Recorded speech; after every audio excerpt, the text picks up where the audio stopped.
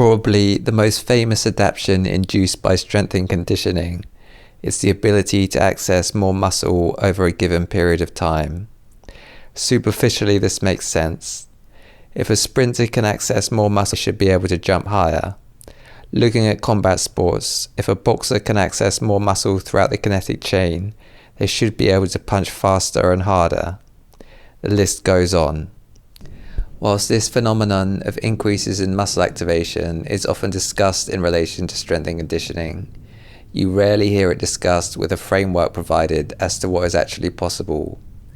Worse than increases in muscle activation being described in vague terms, oftentimes beginner gains in weightlifting exercises are falsely believed to have been brought about by this adaptation, which is dangerous because increases in the ability to activate muscle tissue is a transferable adaptation that applies across sports skills, whilst beginner gains are generally due to reasons specific to a weightlifting exercise.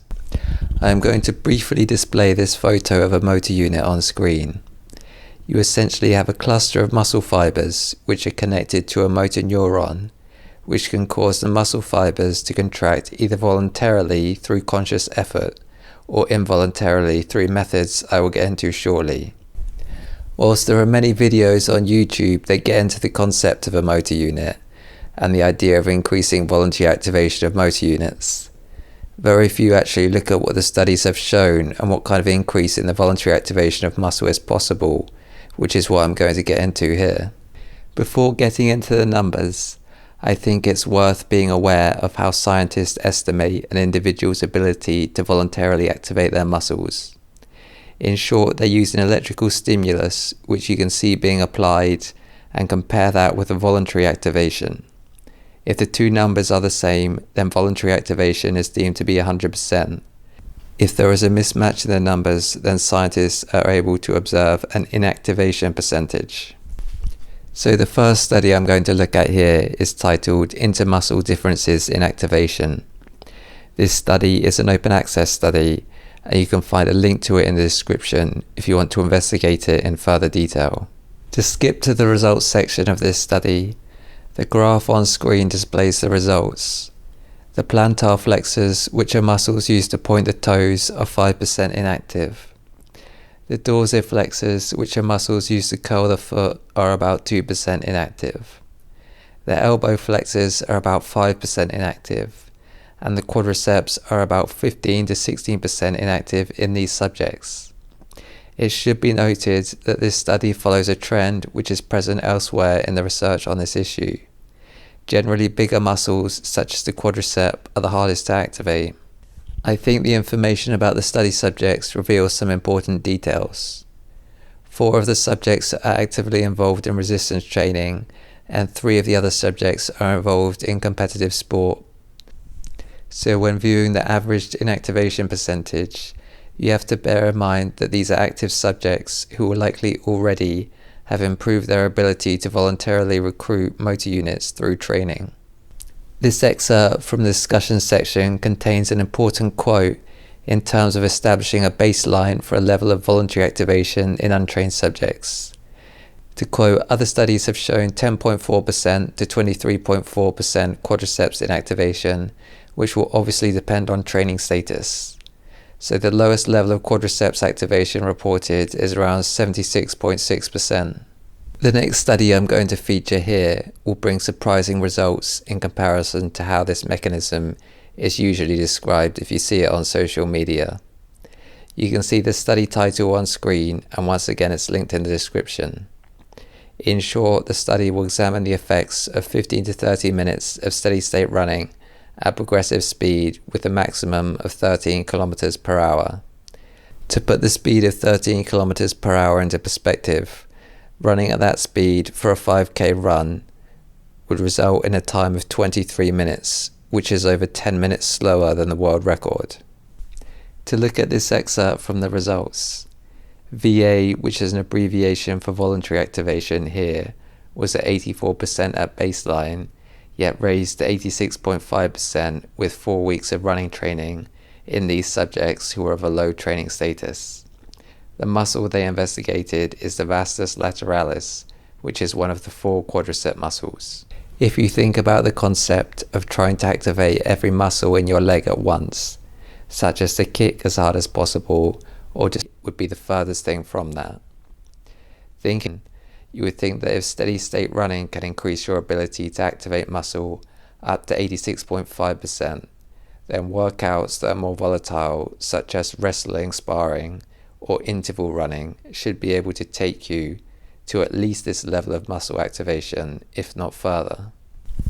The next study will align with how you often see this mechanism described in mainstream strength and conditioning, albeit in a more modest way. The study is open access, and once again there is a link in the description. Greater neural adaptations following high versus low load resistance training.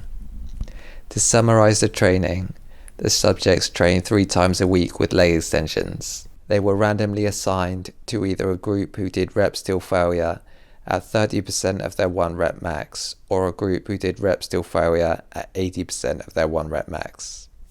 To look at this graph from the results, you can see that the group working at 30% seemed to be of a lower training status and started off being able to voluntarily activate about 88% of their quadricep muscles.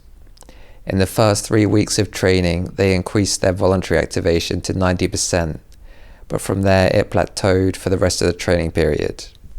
For the group working at 80% of their 1 rep max, their ability to recruit more muscle increased throughout the training period, up to an average value of 93.29%. So having looked at 3 studies in detail, next to look at things more generally and also to delve into the area of speculation. The first question you may have is, are all elite athletes automatically able to achieve full activation of some of the larger, more difficult to activate muscles? Looking at endurance athletes of an elite level, the answer is very likely no. I spoke to Chris Beardsley about this, who is a top strength and conditioning professional from the UK, and he said that even in football players playing in the English Premier League, he has seen players make gains with this adaptation after dedicated weight training. The first issue an elite athlete may have that will preclude them from achieving full voluntary activation of a muscle is fatigue. Fatigue has been shown to suppress muscle activation for periods of days after intense endurance and intense strength training workouts. If an athlete comes into a workout already tired, then you would think if they are unable to express the level of muscle activation they already have, they are unlikely to send a signal for more. It may be possible in people who haven't worked out much, as was the case with the downhill joggers. It's likely harder in more trained subjects. Backing up for a second, if you go back to the lightweight versus heavier weight training study, for the group training with light weights, their voluntary muscle activation plateaued at around 90%. In this context, full muscle activation with all motor units is not achieved, as the muscle fibers that contribute to force production in the early reps will be too fatigued by the later reps, and in the early reps it will be unnecessary to recruit higher threshold motor units. In contrast, with heavy weights, there is full motor unit recruitment of all muscle fibers that an individual can voluntarily activate. So it seems likely that in more trained subjects, the way to increase voluntary muscle activation is to achieve full activation of all existing muscle fibers that an individual can activate. So assuming that full activation of existing muscle is a stimulus for gaining voluntary activation of further motor units, there are several factors that favour the use of weights over the use of sporting movements for maxing out on this adaptation. The first reason is the issue of stability. Scientists know that more stable environments generally result in higher levels of voluntary activation. For instance, a pressing action can be resisted by a band, dumbbells, or a barbell. In that context, bands are the least stable. Dumbbells would fall in the middle of the stability spectrum, and the barbell is the most stable. It's essentially guaranteed and has been shown that for a beginner, voluntary activation will be the highest in the most stable environment. The second issue is that as a generalization, weightlifting movements can be quite simple movements. More complicated movements seem to suppress muscle activation to some degree. If you look at a gymnast doing a flip, for instance, typically they will try to jump up high, but they also need to rotate. To an extent, concern about the technique and rotation could lead to them taking some edge off their jump. Even if the effect is quite subtle, it could make a meaningful difference in terms of this adaptation. Whilst this adaptation is likely optimized or achieved faster with weight training, there are undoubtedly athletes who max out the adaptation without weight training. If you see Kim Collins here about to start the 100 meters World Championship final, if you compare his physique to other sprinters, you will notice he looks far skinnier. According to Collins, at this point in his life, he had never trained with weights before. The fact he had never lifted weights did not prevent him becoming a 100 meters world champion. I think it would be true to say that though elite athletes who have never lifted weights are the exception in track and field, they are far from unheard of. Taking it a step further, I would speculate that though full voluntary activation of large muscle groups can be difficult to achieve for elite level athletes who need explosiveness, skill and technique, it is probably quite a basic adaptation for an elite power athlete such as a sprinter. I think it's worthwhile pointing out at this point that though increases in voluntary muscle activation have a modest effect on strength at slow speeds, they have more profound effects on fast movements. If you see the numbers, you can see the increase from 90 to 95 and beyond is where things start to slow down. What you have to understand is that these extra 5% of muscle fibers will only be used during max efforts. In a slow movement, such as a BJJ fighter finishing a guillotine, the slow twitch muscle fibers and fast twitch muscle fibers all have time to contribute to force production, which you need to unlock are typically the fastest twitch muscle fibers, so they have more profound effects on high-speed movements. One of the last exercises with gains in voluntary muscle activation. Paul Fabritz is a top strength and conditioning coach for basketball players who is as aware of the full scope of adaptations in the body as anyone. Neuromuscular coordination. I'm getting under a squat bar. I haven't squatted in a really long time, or maybe I've never squatted in my life. By muscle coordination, he means things like, for example, when a beginner squats, the hamstrings will be very active, but they will work against moving the weight back up. However, with time, the antagonist muscles turn off and synergist muscles turn on.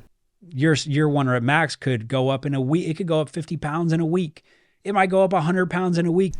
These numbers may be an over-exaggeration unless you are dealing with someone very large. However, when assessing strength at slow speeds, you can see these numbers surely cannot be accounted for by changes in voluntary muscle activation. After several weeks, shoot, if you're untrained, we could probably double or triple your squat strength. I think the term untrained is being used loosely here. There is untrained in the sense of a couch potato who, as was showed earlier, may gain voluntary muscle activation with jogging. Then there is former recreational level weightlifter untrained, who were at an activation level of around 88 to 90% in the study featured earlier. So those are neuromuscular gains. You're improving the skill of lifting a weight. That cannot transfer over to the vertical jump. So on a closing note, to recap the numbers mentioned, an untrained couch potato may start off with a level of voluntary muscle activation of around 76 to 77%. Virtually any exercise can get them to around 86 to 87%. From there, more intense and explosive movements may be needed. Sporting movements can be used if athletes are extremely proficient in them. In many cases, weight training may provide an easier alternative, though it's not technically essential.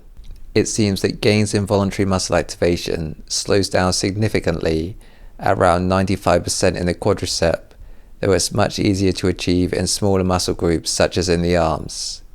The final thing I'll say is that it's a very stable adaptation. In long-term studies, once training has increased the level of voluntary muscle activation, at the 6-month mark it is maintained 100%.